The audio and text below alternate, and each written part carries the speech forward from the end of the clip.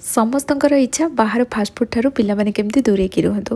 ତ ଆଜି ମୁଁ ଆପଣମାନଙ୍କ ସହିତ ସିମେଇରେ ବହୁତ ହି ହେଲ୍ଦି ରେସିପି ଗୋଟେ ସେୟାର କରିବି, ଯେଉଁଟାକି ଚାଉମିନ୍ ଠାରୁ କିଛି କମ୍ ଟେଷ୍ଟ ଲାଗିବନି। ଆଉ ଥରେ ଯଦି ପିଲାମାନଙ୍କୁ ଆପଣ ଏମିତି ବନେଇକି ଦେବେ ନା, ବିଲିଭ୍ କରନ୍ତୁ ବାହାର ଫାଷ୍ଟଫୁଡ୍ ଖାଇବା ପାଇଁ କେବେ ବି ସେମାନେ ଜିଦ୍ କରିବେନି। ଏତେ ସୁପର ଟେଷ୍ଟି ଲାଗେ ଏଇଟା ଖାଇବା ପାଇଁ। ଦେଖିବା ପାଇଁ ଯେତିକି ଡେଲିସିୟସ୍ ଦେଖାହେଉଛି ତାଠୁ ଅଧିକ ଖାଇବା ପାଇଁ ଟେଷ୍ଟ। ଆପଣମାନେ ବହୁତ ସାରା ଭେଜିଟେବୁଲ୍ କମ୍ ତେଲରେ ବହୁତ ହି ହାଇଜେନିକ୍ ୱେରେ ଘରେ ଏଇଭଳିଆ ହେଲ୍ଦି ରେସିପି ପିଲାମାନଙ୍କୁ ବନେଇକି ଦିଅନ୍ତୁ। ସେମାନେ ବାହାର ଅନହେଲ୍ଦି ଜିନିଷ ଖାଇବା ପାଇଁ କେବେ ବି ଜିଦ୍ କରିବେନି।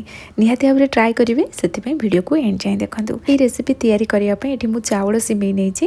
ଆପଣ ନର୍ମାଲ ସିମେଇରେ ବି এই ରେସିପି এই ପ୍ରୋସେସ୍ରେ ତିଆରି କରିବେ, ଖାଇବା ପାଇଁ ବହୁତ ବଢ଼ିଆ ଟେଷ୍ଟ ଲାଗିବ। ଚାଉଳ ସିମେଇରେ ତିଆରି କଲେ ଏଇଟା ନର୍ମାଲ ନୁଡଲ୍ସ ଟାଇପ୍ର ହେଇକି ରୁହେ, ତ ପିଲାମାନଙ୍କୁ ଏଇଟା ଖାଇବା ପାଇଁ ବହୁତ ବଢ଼ିଆ ଲାଗେ। ନୁଡଲ୍ସ ଅପେକ୍ଷା ଏଇଟା ସରୁ ରହିବ, କିନ୍ତୁ ଟେଷ୍ଟ ବହୁତ ବଢ଼ିଆ ଆସେ। ଯଦି ଆପଣ ଏଥିରେ ବନେଇବା ପାଇଁ ଚାହୁଁଛନ୍ତି ପାଖ ଗ୍ରୋସରୀ ସପ୍ରେ ଏଇଟା ଇଜିଲି ମିଳିଯିବ। ଯଦି ୟୁଟ୍ୟୁବରେ ଦେଖୁଛନ୍ତି ପ୍ରଡ଼କ୍ଟ ଏଭେଲେବୁଲ୍ ଥିଲେ ମୁଁ ପ୍ରଡ଼କ୍ଟକୁ ଟ୍ୟାଗ୍ କରିଦେଇଥିବି, ଆପଣମାନେ ପରଚେଜ୍ କରିପାରିବେ। ଏବେ ମୁଁ କଡ଼େଇ ଗରମ କରିନେଲି, ଏଥିରେ 1.5 ଗ୍ଲାସ୍ ପାଣି ଦେଇଦେବା ଆଉ ପାଣିକୁ ହାଇ ଫ୍ଲେମ୍ରେ ଫୁଟିବା ପାଇଁ ଛାଡ଼ିଦେବା। ଏଠି ଆମେ ସିମେଇ ଯେତିକି ନେବା ସେ ଅନୁସାରେ ପାଣିର ମାତ୍ରା ଅଧିକ ରଖିବା। ପାଣିରେ ଯେତେବେଳେ ସିମେଇ ଫୁଟିଯିବ ନା, ଏଇଟା ବହଳିଆ ହେଇକା ଯିବ। ସେଥିପାଇଁ ପାଣି ଯଦି ଅଧିକ ନେଇଥିବେ ସିମେଇ ଏଠି ଚିପଚିପ୍ ହେବନି। ଏଠି ପାଣି ଭଲ ଭାବରେ ଫୁଟିଗଲା ପରେ ଏଇଥିରେ ମୁଁ ଗୋଟେ ଛୋଟ ଚାମଚ ତେଲ ଦେଇଦେଲି। ତେଲ ସେମିତି ଅଧିକ ଦେବା ଦରକାର ନାହିଁ, ଏମିତି ଅଳ୍ପ ତେଲ ପକାଇଦେବା, ଯାହାଫଳରେ ସିମେଇ ଲାଗି ଯିବନି, ଯେଉଁ ଚିପଚିପ୍ ହେଇଯାଏ ନା ସେଇ ଜିନିଷଟା ହେବନି। ଏବେ ଆମେ ଗ୍ୟାସ୍ର ଫ୍ଲେମ୍ ହାଇ ରଖିବା, ଏହାକୁ ଏମିତି ଫୁଟିବା ପାଇଁ ଛାଡ଼ିଦେବା। ଯେତେବେଳେ ଗୋଟେ ଫୁଟା ପଳେଇ ଆସିବ ଗ୍ୟାସ୍ର ଫ୍ଲେମ୍ ଏଠି ମୁଁ ମିଡ଼ିୟମ୍ ରଖିଦେଲି ଆଉ ମିଡ଼ିୟମ୍ ଫ୍ଲେମ୍ରେ 4ରୁ 5 ମିନିଟ୍ ଏହାକୁ ଏମିତି ଫୁଟିବା ପାଇଁ ଛାଡ଼ିଦେବା। 5 ମିନିଟ୍ ପାଖାପାଖି ମିଡ଼ିୟମ୍ ଫ୍ଲେମ୍ରେ ଫୁଟେଇଲା ପରେ ଏଠି ମୁଁ ଆପଣଙ୍କୁ ଦେଖାଉଛି, ଦେଖନ୍ତୁ ସିମେଇ ବହୁତ ବଢ଼ିଆ ସେ ସିଝି ଯାଇଛି। ଏବେ ଗ୍ୟାସ୍ର ଫ୍ଲେମ୍ ବନ୍ଦ କରିଦେବା ଆଉ ଏହାକୁ ଗୋଟେ ଷ୍ଟ୍ରେନର୍ରେ ବାହାର କରିଦେବା। ମୁଁ ଏଠି ଷ୍ଟ୍ରେନର୍ରେ ବାହାର କରିଛି, କିମ୍ବା ଡାଇରେକ୍ଟ ଆପଣ ନର୍ମାଲ ପାଣିକୁ ଏହାକୁ ବାହାର କରିନେବେ, ଯେମିତି ଆମର ସିମେଇଟା ଚିପଚିପ୍ ହେବନି, ମାନେ ଲାଗିକା ଯିବନି। ସେଥିପାଇଁ ପାଣିକୁ ବାହାର କରିକି ଗୋଟେ ଜାଗାକୁ ଆପଣ ଛାଣିଦେବେ, କିମ୍ବା ଷ୍ଟ୍ରେନର୍ ଏମିତି ଛାଣିଲା ପରେ ଉପରୁ 2 ଗ୍ଲାସ୍ ପାଖାପାଖି ନର୍ମାଲ ପାଣି ପକାଇଦେବା ଆଉ ତାକୁ ଚାରିପଟେ ଏମିତି ସ୍ପ୍ରେଡ୍ କରିକି ଆମେ ରଖିଦେବା। ତ ଏଇଠି ଦେଖନ୍ତୁ ସିମେଇ ରେଡ଼ି ହେଇଗଲା। ଏବେ ଆମେ ଭେଜିଟେବୁଲ୍କୁ ରେଡ଼ି କରିନେବା।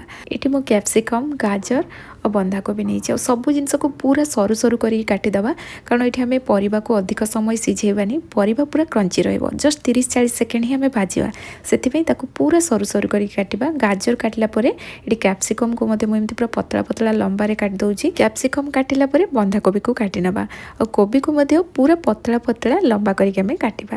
ଏଠି କୋବିକୁ କାଟି ସାରିଲା ପରେ ତା ପତ୍ରକୁ ଅଲଗା ଅଲଗା କରିଦେବା, ଯେମିତି ମୁଁ ଭିଡ଼ିଓରେ କରୁଛି ଏଇ ଟାଇପ୍ର କରିକି ରଖିଦେବା। ସେମିତି ପିଆଜକୁ ମଧ୍ୟ କାଟି ସାରିଲା ପରେ ତାକୁ ଭଲ ଭାବରେ ଏମିତି ଖୋଲିକି ତାକୁ ରଖିଦେବା। ତ ସବୁ ପରିବା ରେଡ଼ି ହେଇଗଲା। ଏବେ କଡ଼େଇରେ ଅଳ୍ପ ତେଲ ପକାଇବା, ହାଫ୍ ଚାମଚରୁ ବି କମ୍ ତେଲ ଦେବା। ଅଧିକ ତେଲ ଦେବା ଦରକାର ନାହିଁ, ଏମିତି ଅଳ୍ପ ତେଲରେ ହିଁ ଆମେ 2ଟା ଅଣ୍ଡାକୁ ଭାଜି ନେବା। ଏଠି ମୁଁ 2ଟା ଅଣ୍ଡା ନେଲି, ଆପଣ ଯେତିକି କ୍ୱାଣ୍ଟିଟିରେ ସିମେଇ ତିଆରି କରୁଥିବେ ସେଇ ଅନୁସାରେ ଅଣ୍ଡା ନେଇଯିବେ। ଏବେ ଆମେ ଅଣ୍ଡାକୁ ମିଡ଼ିୟମ୍ ଫ୍ଲେମ୍ରେ ଭାଜିବା, ଯାହାଫଳରେ ଅଣ୍ଡା ଅଧିକ ଭାଜି ହେବନି। ଯେତେ ତାକୁ କମ୍ ଭାଜିବେ, ଜଷ୍ଟ ସିଝିବା ଯାଏ ହିଁ ଅଣ୍ଡାଟା ଭାଜିବେ, ହେଲେ ଅଣ୍ଡାଟା ପୁରା ସଫ୍ଟ ରହିବ ଆଉ ଖାଇବା ପାଇଁ ବି ବହୁତ ବଢ଼ିଆ ଲାଗିବ। ଏଇଠି ଅଣ୍ଡା ହାଲକା ଭାଜି ହେଲା ପରେ ତାକୁ ଆମେ ଏମିତି ଭୁଜିଆ କରିନେବା। ଆଉ ଏଠି ଦେଖନ୍ତୁ ଅଣ୍ଡା ରେଡ଼ି ହେଇଗଲା, ଆପଣମାନେ ଦେଖିପାରୁଥିବେ ଏଇଟା ଅଧିକ ଭାଜି ହେଇନି, ଏମିତି ହାଲକା ଭାଜି ହେଲା ପରେ ହିଁ ତାକୁ ଆମେ ବାହାର କରିନେବା। ଏବେ ଆମେ କଡ଼େଇରେ ଆଉ ଅଳ୍ପ ତେଲ ପକାଇବା। ତେଲ ଭଲ ଭାବରେ ଗରମ ହେଲା ପରେ ଅଦା ରସୁଣ ଛେଚା ଏଥିରେ ପକାଇବା ହାଫ୍ ଚାମଚ। ଏବେ ଆମେ ଗ୍ୟାସ୍ର ଫ୍ଲେମ୍ ହାଇ ରଖିବା। ହାଇ ଫ୍ଲେମ୍ରେ ଏହାକୁ ଜଷ୍ଟ 30ରୁ 40 ସେକେଣ୍ଡ ଯାଏଁ ଭାଜିବା। ଏହି ପ୍ରୋସେସ୍ କଲାବେଳେ ଗ୍ୟାସ୍ର ଫ୍ଲେମ୍ ହାଇ ରଖିବେ, କାରଣ ପରିବାକୁ ଏଠି ଆମେ ଅଧିକ ସିଝେଇବାନି। ଜଷ୍ଟ 30ରୁ 40 ସେକେଣ୍ଡ ଏଇଠି ଅଦା ରସୁଣକୁ ମୁଁ ଭାଜିଲା ପରେ ସବୁ ଭେଜିଟେବୁଲ୍ ପକାଇଦେଲି ଆଉ ହାଇ ଫ୍ଲେମ୍ରେ ମାତ୍ର 30ରୁ 40 ସେକେଣ୍ଡ ହିଁ ମୁଁ ଭାଜିଛି। ଯଦି ପରିବା ଅଧିକ ସିଝିଗଲେ ଆପଣଙ୍କୁ ଖାଇବା ପାଇଁ ଭଲ ଲାଗେ, ତାହେଲେ ଏଠି ପରିବାକୁ ଆଉ ଟିକେ ସିଝେଇ ପାରିବେ। ଏମିତିରେ ବି ଆଗକୁ ସିମେଇ ସହିତ ଯେତେବେଳେ ଏହାକୁ ଆମେ କୁକ୍ କରିବା, ସେତିକି ଭିତରେ ପରିବା ଆଉ ଟିକେ ସିଝିଯିବ। ତ ଏଠି ମୁଁ ଏମିତି 30-40 ସେକେଣ୍ଡ ଭାଜିଲା ପରେ ସ୍ୱାଦ ଅନୁସାରେ ଲୁଣ ଦେଇଦେବା। ଲୁଣ ଅଧିକ ଦେବାନି, କାରଣ ଏଥିରେ ଆମେ ସସ୍ ପକାଇବା। ହାଫ୍ ଛୋଟ ଚାମଚ ବ୍ଲାକ୍ ପେପର ପାଉଡ଼ର ଆଡ଼୍ କଲି। 2 ଚାମଚ ପାଖାପାଖି ରେଡ୍ ଚିଲି ସସ୍ ନେଇଯିବା, କିମ୍ବା ଏହା ଜାଗାରେ ଆପଣ ଗ୍ରୀନ୍ ଚିଲି ସସ୍ ନେଇଯିବେ। ହାଫ୍ ଚାମଚ ଏଥିରେ ଟମାଟୋ କ୍ୟାଚଅପ୍ ଆଡ଼୍ କରିବା। ଏଥିରେ ଆପଣ ଟମାଟୋ କ୍ୟାଚଅପ୍ ଅପେକ୍ଷା ଚିଲି ସସ୍ର କ୍ୱାଣ୍ଟିଟି ଅଧିକ ରଖିବେ। ସସ୍ ପକାଇଲା ପରେ ଏହାକୁ ଆମେ 1 ମିନିଟ୍ ପାଖାପାଖି ଭାଜିଦେବା। ତାପରେ ଏଥିରେ ଆମେ ଯେଉଁ ସିମେଇ ରଖିଥିଲେ ନା, ତାକୁ ଏମିତି ହାତରେ ସ୍ପ୍ରେଡ୍ କରି ପକାଇବା। ଗ୍ୟାସ୍ର ଫ୍ଲେମ୍ ଏଠି ଆମେ ହାଇ ରଖିଥିବା। ହାଇ ଫ୍ଲେମ୍ରେ ଏମିତି ଫୋର୍କରେ କିମ୍ବା ସ୍ପେଚୁଲାରେ ଏହାକୁ ଭଲ ଭାବରେ ମିଶାଇଦେବା। ଯେହେତୁ ଚାଉଳ ସିମେଇଟା ପୁରା ସରୁ ଥାଏ, ତାକୁ ଏମିତି ଫୋର୍କରେ ମିଶାଇବେ, ଇଜିଲି ଏଇଟା ମିଶିଯିବ, କିଛି ଅସୁବିଧା ହେବନି। ତାକୁ ଏମିତି ଭଲ ଭାବରେ ମିଶାଇଲା ପରେ ଲାଷ୍ଟରେ ଏଥିରେ ଆମେ ଅଣ୍ଡା ପକାଇଦେବା। ଗ୍ୟାସ୍ର ଫ୍ଲେମ୍ ହାଇ ଅଛି, ଏମିତି ହାଇ ଫ୍ଲେମ୍ରେ ଅଣ୍ଡାକୁ ମଧ୍ୟ ଭଲ ଭାବରେ ମିକ୍ସ କରିନେବା। ଏଠି ଆମେ ଅଣ୍ଡାକୁ ପୂର୍ବରୁ ଭାଜିକି ରଖିଦେଇଥିଲେ, ତ ଏଇଟା ଥଣ୍ଡା ହେଇଯାଇଛି।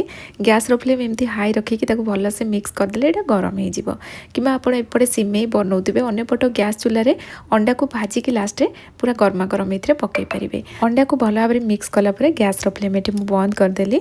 आठी देखूँ चाउल सिमेई रु आमर चाउमिन रेडी हो जाइए। सुपर टेस्टी तैयारी होता पिलामाने तो खाई बिल्कुल जानीपारे आप कौन तैयारी कर से नूडल्स भाविक ही खाइबे। निहाती भाव से बनईकी दिंतु।